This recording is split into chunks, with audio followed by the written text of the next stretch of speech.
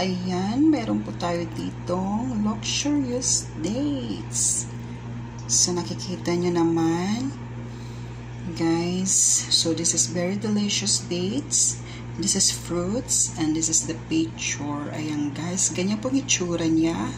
Pag ito ay pwede nang kainin. So, ayan, guys. This is one carton. So, meron tayong dalawang pirasong carton dito, guys, na luxurious dates. So, titingnan natin yung loob niya kung anong klase ang dates nasa loob nito. So, guys, this is very fresh, very, very delicious. Pero, depende pa rin kung ano yung laman nito sa loob. So, ayan yung packaging niya, guys.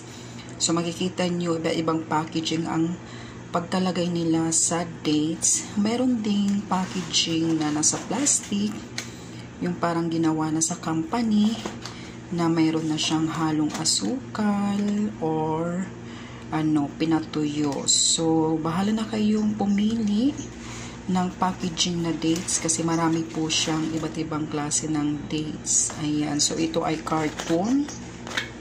Meron din itong styrofoam, merong plastic ang kanyang packaging. Depende.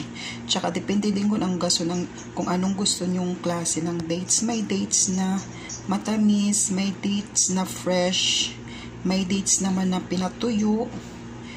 Tsaka may dates na may mga almonds, mga nuts sa loob. So, ayan. So, tara na, guys. Buksan na natin. So, parehas lang po itong dalawa. Isang carton ang mabuksan natin. So, ayan. Tararan! Ito na, guys. Bubuksan na natin. Here we go! Oh, wow! So, ayan po ang dates na sa loob ng carton, guys. This is fresh. So, makikita nyo bakit siya ganito. May hating hinog na at saka may hating hilaw pa. So, itong hinog ay napakatamis po inyan, guys. So, bago nyo kainin, kailangan mo na hugasan kasi hindi pa ito nahuhugasan.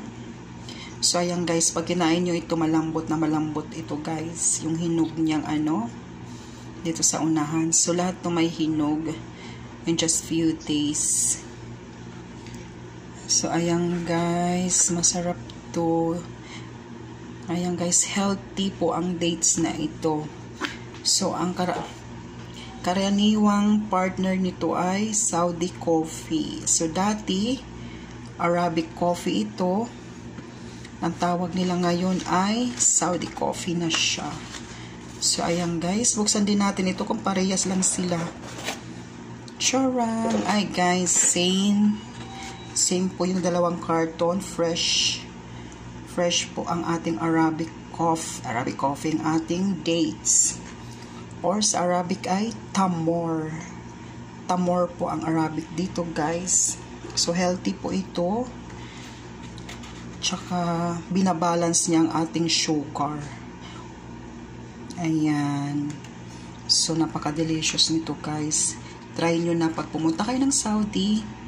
Try nyo ito. So, itong puti pala, mapakla pa po ito, guys, kasi hilaw pa siya. Pero ito, napakatamis niya na kasi ito ay hinog na siya. Kaya masarap din siya. Meron din itong purong hinog na. Ayan, meron pang hindi.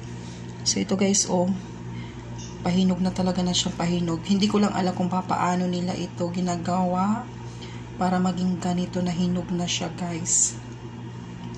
Ayan, napaka-delicious niya ito, guys. Napakasarap nito. Yummy, yummy. Ayan, so, atin ang lilinisan para iserve na natin itong dates or tamor. Ayan, guys. So, alam nyo na ngayon ang dates. Hindi dates na pitsa or dates na dinidates mo ang joam mo. So, ayan lang po, guys. Thank you so much, mga Dasonatics. Okay, bye!